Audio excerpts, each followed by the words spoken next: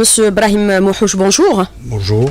Alors nous allons bien sûr parler d'eau et de pluviométrie et l'apport de cette eau pour le développement du pays, tant sur le plan social que sur le plan agricole. Pourquoi à chaque pluie, nos villes sont totalement inondées? Comment expliquer cette intensité des pluies en très peu de temps? Est-ce que c'est lié à la nature ou autre phénomène, professeur Mouhouch?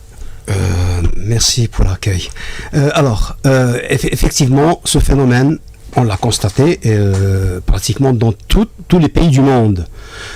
C'est normal parce que la transition entre la période sèche et la période humide qui est l'hiver, c'est l'automne.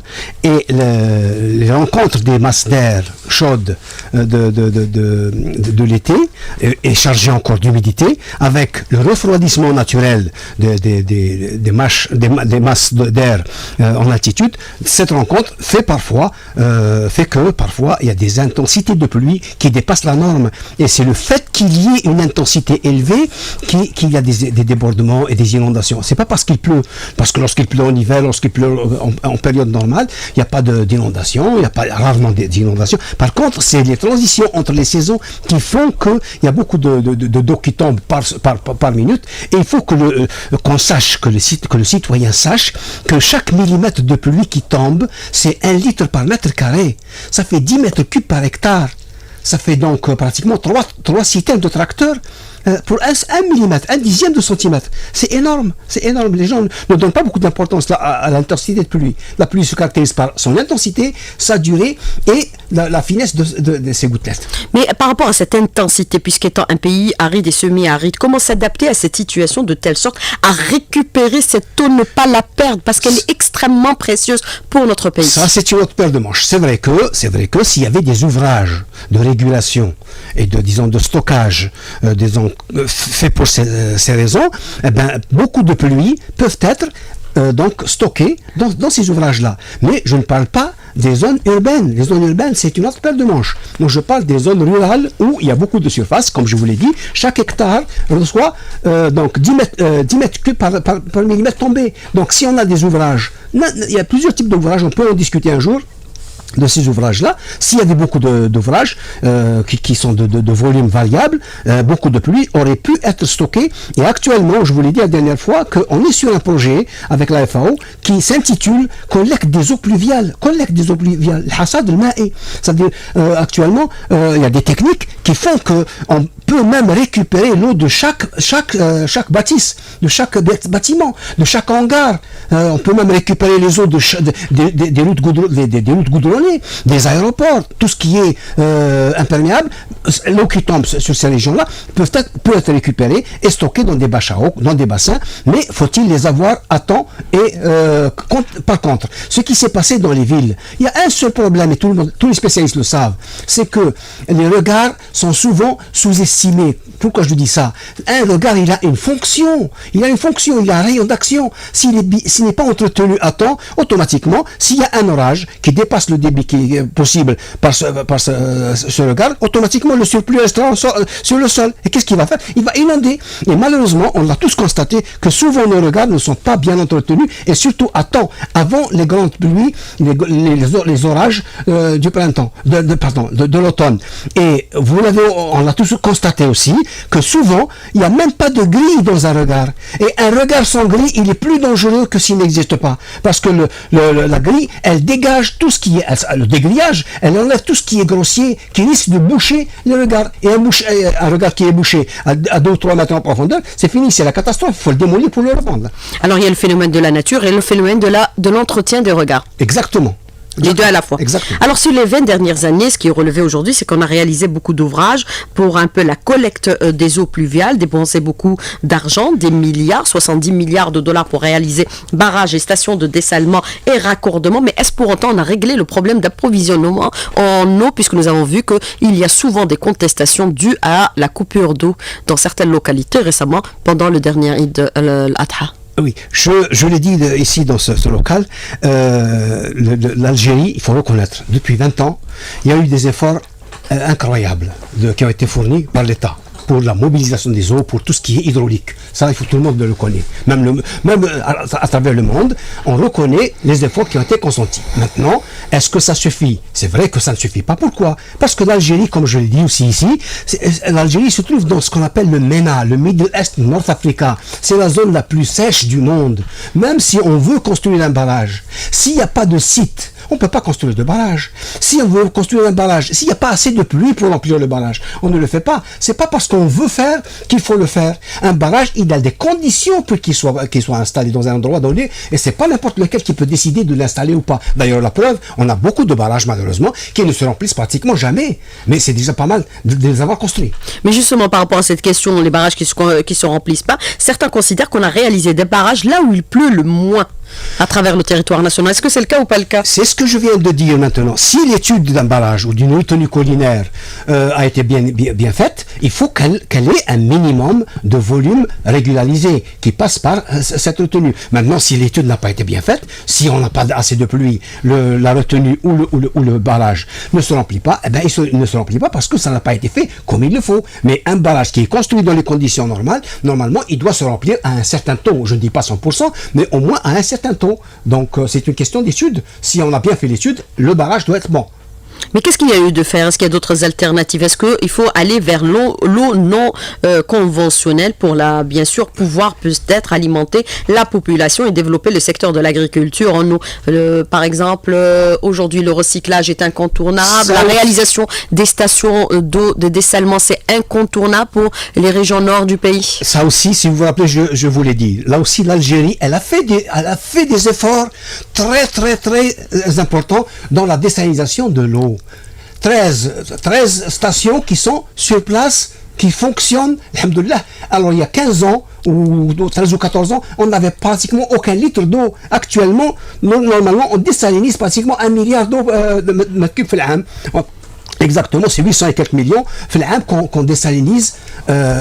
Pourquoi ne pas reconnaître cet effort? Maintenant, vous avez parlé du recyclage. Effectivement, là c'est un point noir parce que on n'utilise pratiquement pas, je dis bien pratiquement pas, et pourtant on jette à la mer entre 800 et 1 milliard de mètres cubes d'eau fil-am. Ça c'est pas normal, c'est l'équivalent du plus grand barrage d'Algérie de Beni Haroun qui fait pratiquement 1 milliard.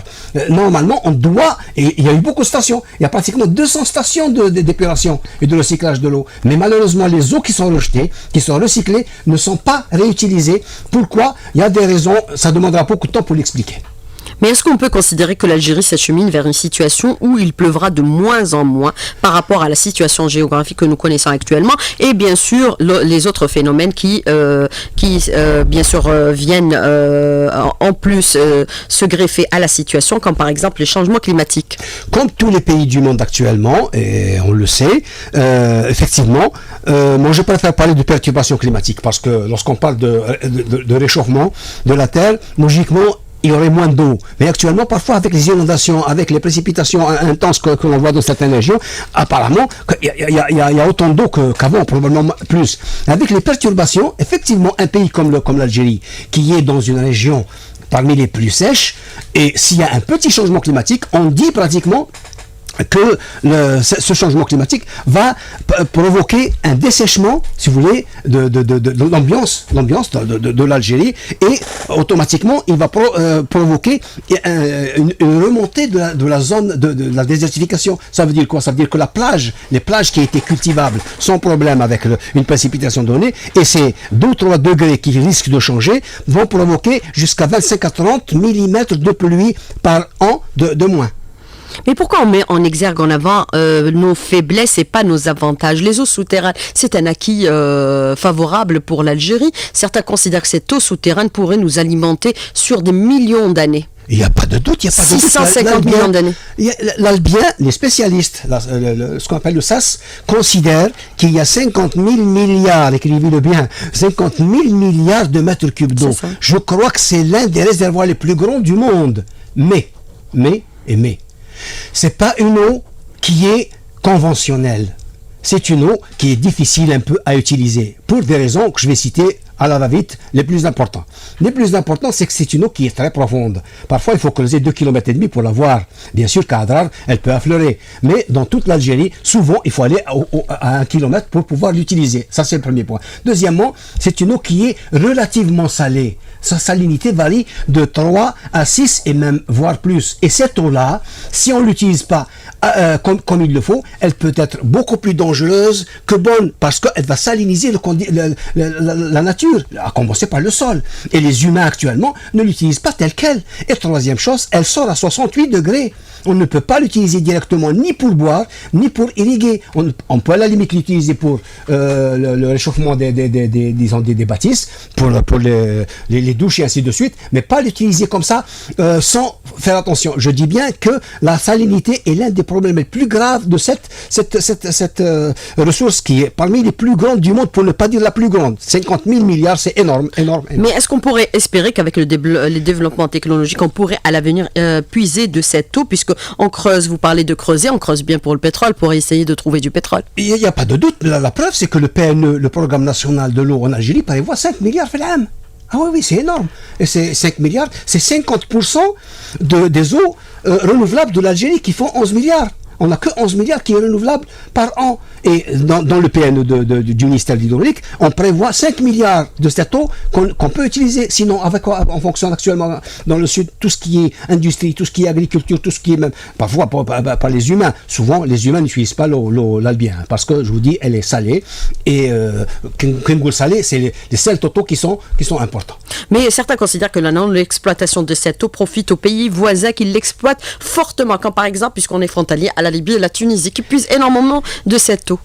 C'est vrai ou pas vrai? Effectivement, mais non, la Tunisie, non. La Tunisie, c'est une fraction toute petite. Par contre, la Libye, elle pompe, à ma connaissance, le projet, le grand fleuve, il pompe à peu près 2 millions de mètres cubes par jour. Ça, c'est énorme. C'est vrai que c'est énorme, mais la Libye, je vous le dis clairement, si c'était pas ce canal, il y avait des risques qu'elle disparaisse de la circulation, parce qu'il n'y a pas d'eau.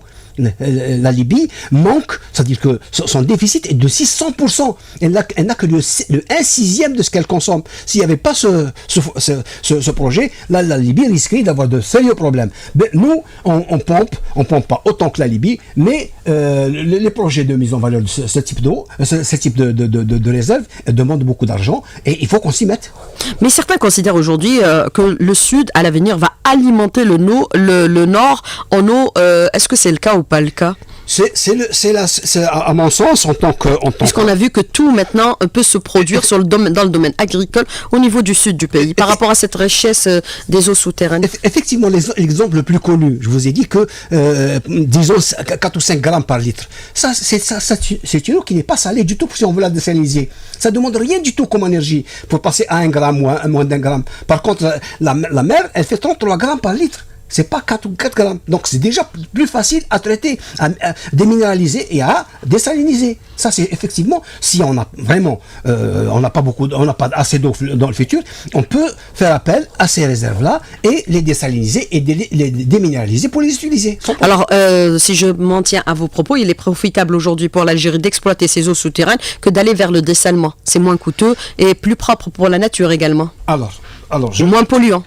Ou alors les deux à la fois? Oui, mais alors, les spécialistes connaissent ce type de choses.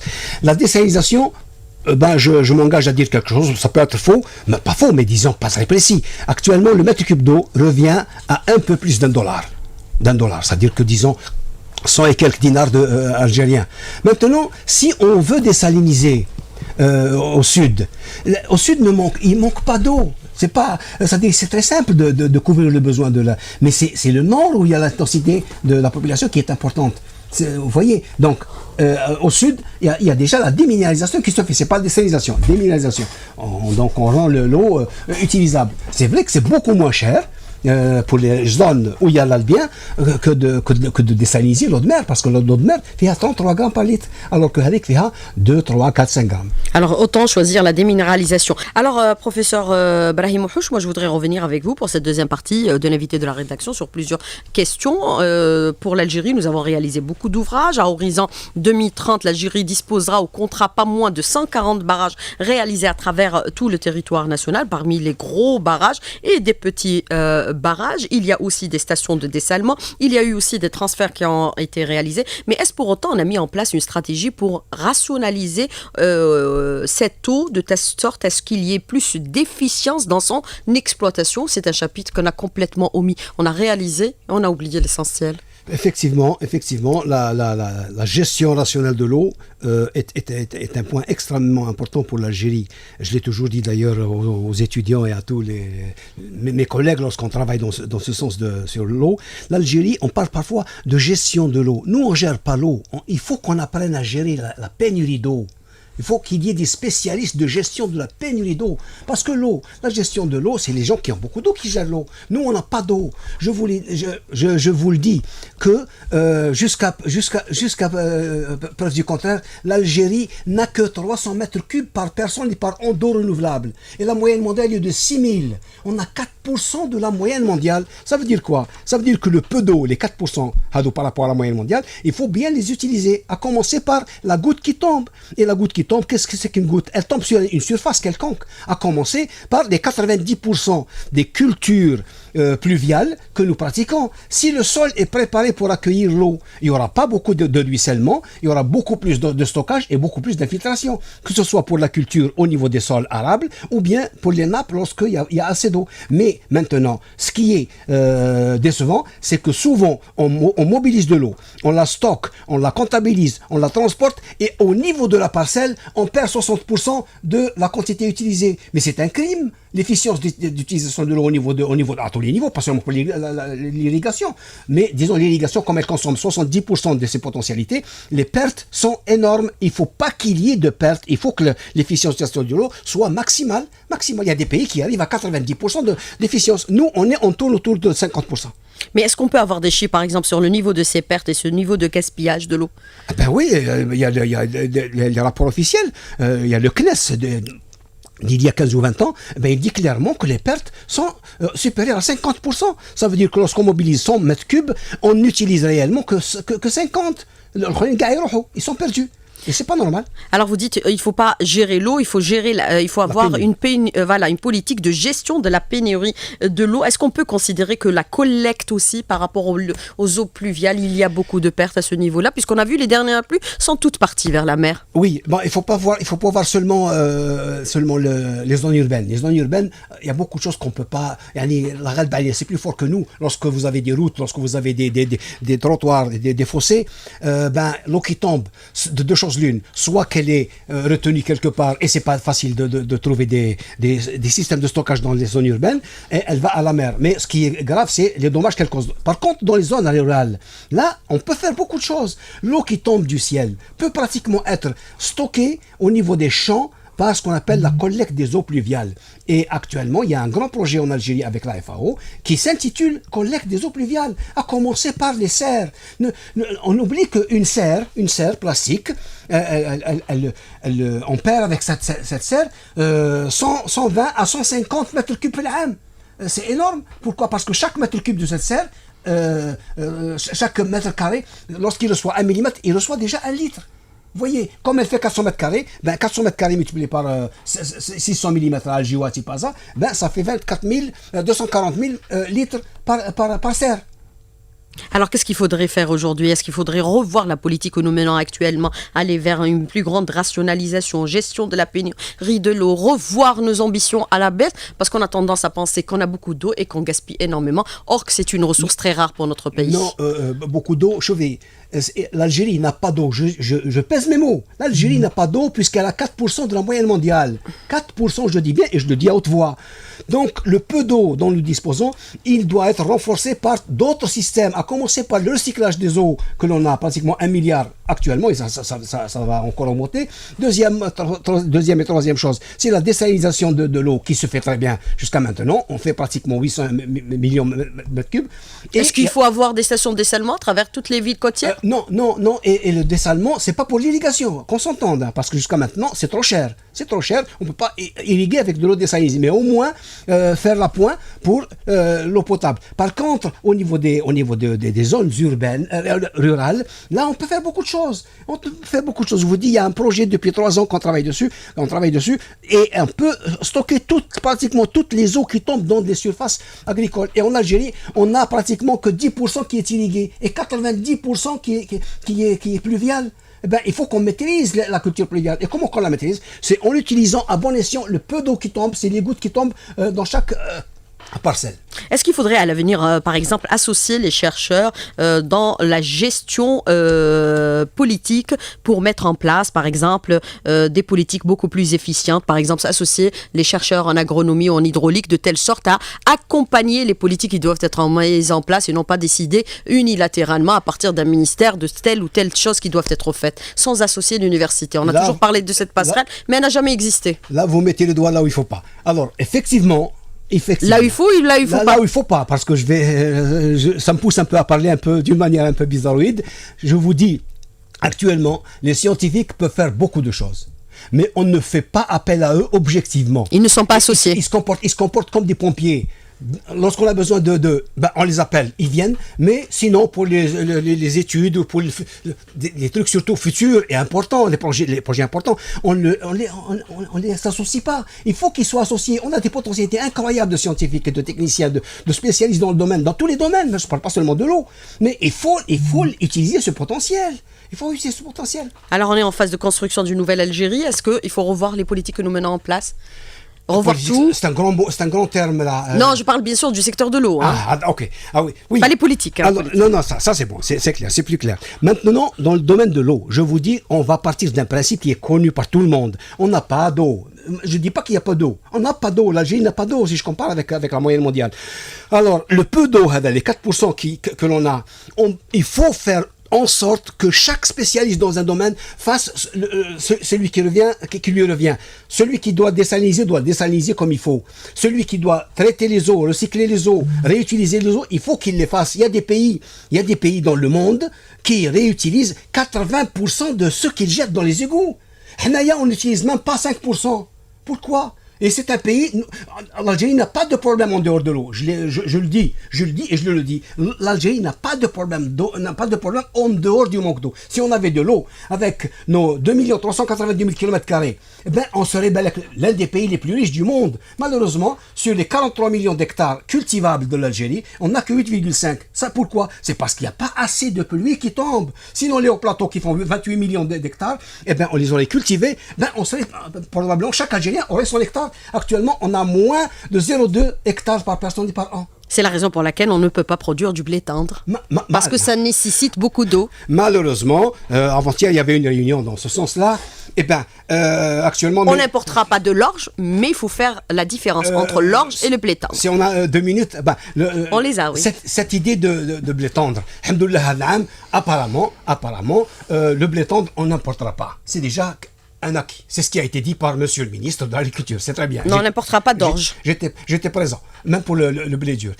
Mais le malheur c'est le blé tendre. Et c'est le malheur, c'est parce qu'on mange beaucoup. On mange beaucoup de farine. Sur les 20 millions ou 25 millions de blé dur, c'est pas suffisant. Le blé tendre, il représente pratiquement les 3/4 de ce que nous mangeons comme céréales. Ça, c'est un problème. Et je pense que ce qui ressort d'après les spécialistes, c'est que le prix du quintal du blé tendre doit être revu à la hausse, parce que pour encourager l'agriculteur actuellement, il préfère produire du blé dur, parce qu'il y a à peu près 1000 dinars en plus. Et alors que le blé tendre, non. Pratiquement le travail est le même. Pour inciter l'agriculteur à produire, il faut aligner probablement le prix du blé tendre sur le blé dur. Alors, autre question, professeur Mouhouch, ce qui est relevé actuellement, c'est que dès qu'il y a une goutte d'eau, on va directement vers certaines statistiques, on les réclame même parfois, pour voir quel est le niveau et le taux de remplissage de nos barrages. Certains considèrent le taux de remplissage réel et virtuel ne sont pas les mêmes, puisque tous nos barrages sont en situation actuellement, c'est-à-dire d'envasement. Oui, ça aussi c'est un phénomène naturel. tous les barrages sont vastes dans le temps. Mais Mais il faut les entretenir régulièrement. Attendez, nous sommes dans une région où l'érodabilité des sols est très importante.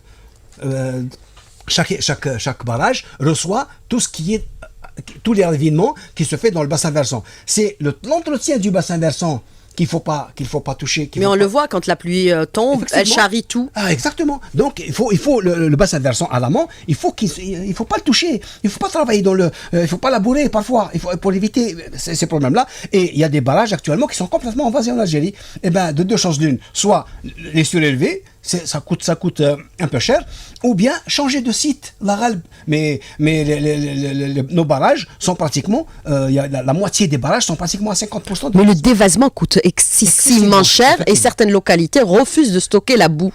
Effectivement. Parce que ça prend beaucoup d'espace. Effectivement, le stockage de la boue. Le stockage de la boue, alors il y a deux boues. Si c'est le barrage, c'est pas très grave. Par contre, les gens évitent d'utiliser les boues des stations d'épuration parce qu'ils sont parfois pollués. Mais par contre, les boues des barrages sont pas aussi mauvaises que ça. Alors des questions des auditeurs, celui-ci qui vous dit, vous avez parlé tout à l'heure, professeur Mhouch, sur la déminéralisation et le dessalement, et vous dites que la déminéralisation est moins coûteuse. Pourquoi alors on a fait l'option du dessalement? Oui, parce que nous sommes au nord, on est pratiquement à 1000 km de l'Albien. Disons de l'eau qui est salée. Parce qu'il faut le transférer. Il faut le transférer et ça revient probablement beaucoup plus cher de le transférer ici pour le désaliniser mais probablement ça viendra pour le sud parce que même au sud il manque de l'eau potable Yannick, parce que l'Albien, je vous dis, on ne boit pas l'Albien parce qu'il est trop salé. Est-ce qu'il ne serait pas plus judicieux d'encourager les recherches scientifiques ou les chercheurs pour pouvoir exploiter les eaux de l'Albien? Professeur Mhouch. C'est sûr et certain, on le dit et on le dit, le scientifique, il a toujours sa place dans cette Algérie. Maintenant, il faut savoir cibler le cadre ou le spécialiste pour pouvoir s'investir dans le domaine de l'utilisation rationnelle de l'eau. Tout à l'heure, on a dit l'efficiencisation de l'eau. Il ne s'agit pas de pomper de l'eau, des millions et des millions de mètres cubes d'eau. Il s'agit de savoir les utiliser. Parce que le but de rechercher, c'est de gaspiller le moins possible pour pomper le moins possible. Si on gaspille beaucoup, ça veut dire qu'on va pomper beaucoup. Et actuellement, je vous l'ai dit tout à l'heure, que lorsque on pompe 100 mètres cubes en agriculture, eh bien, on perd 50 mètres cubes avant d'être utilisé par la plante. Alors, autre question de l'auditeur qui vous dit, aujourd'hui, les palmeraies et les cultures de l'ouest de Biskra se dessèchent. La raison invoquée par les agriculteurs de la région est l'assèchement de l'Oued El Djeddi qui se prolonge de l'Arwat à Biskra sur 400 km car on a construit des digues à l'Arwat sans se soucier de Biskra. Alors, maintenant, si on considère, oui, effectivement, je connais bien ce problème et cette région-là. C'est vraiment Oued Djeddi ou la Oued Djeddi, ça dépend comment on l'appelle. Il passe juste au sud de Biskra et avant, il y avait une réalimentation de la nappe avec une eau qui est, parce que Oued Djeddi n'est pas salé, il est facilement utilisable directement pour l'agriculture. Maintenant, si effectivement il y a eu des aménagements qui ont été faits à l'amont, à commencer par une digue à l'Arwat que j'ai visité avec les étudiants il y a 2 ans de cela, effectivement ça va diminuer un petit peu le flux d'écoulement vers le sud. Mais ça, est-ce que il est préférable de laisser l'eau aller se perdre dans le Grand Sud, ou bien, avec bien sûr le problème de manque de réalimentation de la nappe, ou bien construire une digue pour réalimenter encore le barrage qui se trouve à droite, sur place ici. Il est à 4 km par rapport au barrage qui se trouve à droite. Alors, autre question de l'auditeur aujourd'hui qui vous dit, aujourd'hui nous n'exploitons pas suffisamment l'Albien, mais l'Albien algérien est sous les projecteurs de beaucoup de pays qui voudraient nous extirper ou nous prendre cette richesse. Bien sûr, au-delà bien sûr d'autres considérations, c'est-à-dire tout ce que contient le sous-sol algérien en termes de richesse, pétrole et autres. Bon, pétrole, avec je n'entre pas dans ce détail, je sais pas. Oui, c'est pas votre domaine, moi je le dis par rapport à l'auditeur. Mais l'eau, parce que sans l'Albien, le Sud, qu'est-ce qui pourrait vivre dans le Sud? Mais les gens vivaient déjà avec des puits, creusaient des puits par le passé. Mais c'était lorsqu'il n'y avait pas beaucoup de population. Mais actuellement, la population a été multipliée par 40 ou 50 depuis l'indépendance. Mais dans tous les foyers, vous avez un puits pratiquement au Sud. Souvent. Mais actuellement, les pluies se rabattent, les nappes se rabattent. Souvent, il y a un problème de rabattement de nappes. Mais maintenant, au moins, cet Albien, il est... Au moins, c'est une roue de secours pour éviter de dire qu'au Sud, il n'y a pas d'eau. Alors le monde à l'avenir sera confronté à de plus en plus de conflits en raison du manque d'eau. On le voit actuellement entre le Soudan et l'Égypte. On le voit aussi dans d'autres localités, comme par exemple par rapport au Golan, entre la Syrie et l'État colonial israélien. Et est-ce que c'est le cas? Ça va être le cas également au niveau de notre localité? Est-ce qu'on pourrait être confronté à ce type de conflit? Non, en Algérie, il n'y aura pas ce problème. Pourquoi? Parce que pour la simple et unique raison que la seule chose qui est bien pour l'eau, je dis bien, la seule chose qui est bien pour l'eau pour l'Algérie, c'est que notre dépendance est pratiquement nulle. Ne nous dépendons de personne, alhamdoulilah. Le 4% nous ne dépendons que du Maroc, 3% de Djerfstorba, le reste c'est algérien, c'est à l'intérieur de l'Algérie, on ne dépend de personne. Par contre l'Égypte et la Syrie, ils dépendent malheureusement à 96% de l'amont. Donc c'est un problème. Entre les deux. Pas pour le Nil. Mais le Nil, il y a 8 pays. Pour le Nil, oui. 8 pays malheureusement. Si chacun prend sa part, probablement que l'Égypte aurait un problème de manque de stock. Est-ce qu'il faudrait revoir la politique qui est engagée actuellement par rapport à la gestion de l'eau? Est-ce qu'il faudrait décentraliser la gestion de l'eau au niveau des collectivités locales? Ou alors avoir toujours un viseur au niveau central? Actuellement, je pense sincèrement qu'au niveau local, il n'y a pas assez de compétences pour pouvoir gérer objectivement les ressources hydriques. Par contre, là où s'il y a des endroits où il y a assez de compétences, il vaut mieux les laisser gérer parce que c'est leur bien. Ça leur revient de droit. Mais je ne pense pas que toutes les 1400 communes aient des potentialités pour pouvoir gérer les ressources hydriques. Je pense qu'il vaut mieux laisser les spécialistes, les sociétés capables de gérer ces trucs-là, en attendant qu'il y ait des potentialités pour pouvoir les transférer à la localité. Alors, il n'y aura pas de nouvelle Algérie Souhila, ce sera la même Algérie avec une vision nouvelle. C'est tout ce que nous pouvons espérer aujourd'hui pour notre pays. Non, Professeur il ne faut pas être catastrophe. Non. Il ne faut pas être... pessimiste. L'Algérie, je le dis, l'Algérie n'a pas de problème en dehors du manque d'eau. Il n'y a pas de problème en dehors du manque d'eau. Qu'on me dise ce qui nous manque, bien sûr, il faut qu'on s'y mette au travail.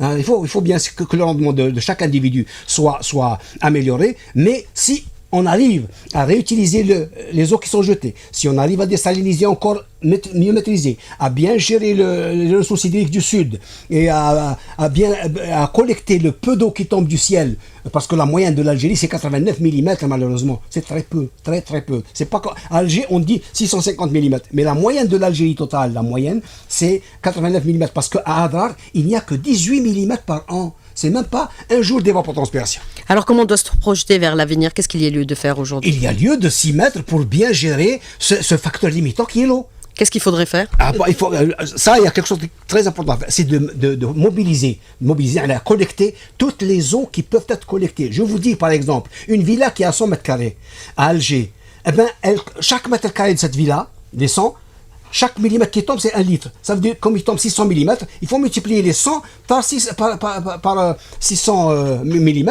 Vous voyez qu'il y a 60 000 litres qui sont tombés sur cette villa. Cette villa, pour laver la voiture, pour irriguer le gazon, pour la verdure, pour tout ça, on peut s'en passer de tout ce qui est eau de la ville et utiliser la bâche à eau. Alors, un auditeur qui vous dit, justement, en rebondissant sur cette question de villa, il vous dit, dans ces villas, il y a aussi des piscines. Est-ce qu'il faut supprimer les piscines? Alors, non, il ne faut pas être... mais par contre, celui qui a une piscine, il doit payer en conséquence. Il ne faut pas faire payer le malade qui est à l'hôpital le verre d'eau qu'il boit, comme celui qui nage, qui a une piscine chez lui. Il faut payer ce qui est dû. Il faut revoir la tarification du prix de l'eau qui est subventionné actuellement. C'est la raison pour laquelle il y a autant de gaspillage. Il n'y a pas de doute. Vous avez mis le doigt là où il ne faut pas. Je vous dis parce qu'on n'a pas assez de temps. Malheureusement en Algérie, le mètre cube d'eau coûte 2 dinars. Mais c'est incroyable. 2 dinars. 10,000 litres. 1000 litres, soit 2 dinars. Mais ça ne se fait pas. Alors que le mètre cube d'eau peut produire 4 kilos de pommes de terre, 4 kilos de tomates, disons 300 grammes de blé, et jusqu'à 40 kilogrammes de pastèque. De dinars. Il faut que le prix de l'eau soit objectif. Il faut que on paye l'eau objectivement. S'il faut, par exemple, pour les cultures stratégiques, s'il faut faire en sorte qu'on ne paye pas, on ne paye pas, parce que c'est stratégique. Mais celui qui fait de la fraise, celui qui fait le melon, celui qui fait des trucs, il se fait de l'argent. Il ne va pas payer 2 dinars l'argent de notre allemand. Ça se fait pas. Est-ce qu'il faut revoir la tarification pour tout le monde, sans exception? Ou alors il faut distinguer ceux qui n'en ont pas les moyens avec ceux qui ont les moyens, les agriculteurs qui ont les moyens et ceux qui n'ont pas les moyens? À mon avis, ça oui, socialement parlant, il faut, premièrement, je commence par les produits stratégiques. Les produits stratégiques, il faut alléger. Même s'il le faut, il ne faut pas payer. Oui, stratégique, voilà. Les céréales. Voilà. Ce qui n'est pas stratégique, il faut payer objectivement. Maintenant, s'il y a un citoyen, le pauvre, la Galbalé, de quoi payer, ben, il peut avoir une carte de citoyen, mais il ne peut pas payer. Distinguer le riche du pauvre. Bien sûr. Par contre, celui qui se fait de l'argent, le vrai argent, avec de l'eau, qui coûte 2 dinars le mètre cube d'eau, c'est pas normal. Alors, بيعاونوا. قرعة تاع ليموناد. Un mètre cube d'eau يدير 10,000 litres تاع ليموناد. علاش تشريها ب 56 دينار؟ علاش؟ Non. On achète la limonade à 56 dinars et on paye l'eau à 20 dinars. Vous avez bien compris. Mais le mètre cube d'eau fait 1000 litres. 1000 litres de limonade. 1000. 10 مية. 10 مية. علاه نخلصها 56 dinars. C'est pas normal. C'est pas logique. Il faut revoir cette politique. Il faut la revoir. Mais pas casser l'industriel. Hein? Non. C'est pas l'objectif. Si on casse l'industriel, on n'a rien fait. Il faut être objectif. Monsieur professeur Brahim Wahouch, merci d'avoir répondu à nos questions et d'avoir été en direct avec nous ce matin dans le studio. Merci beaucoup, bonne journée, à bientôt.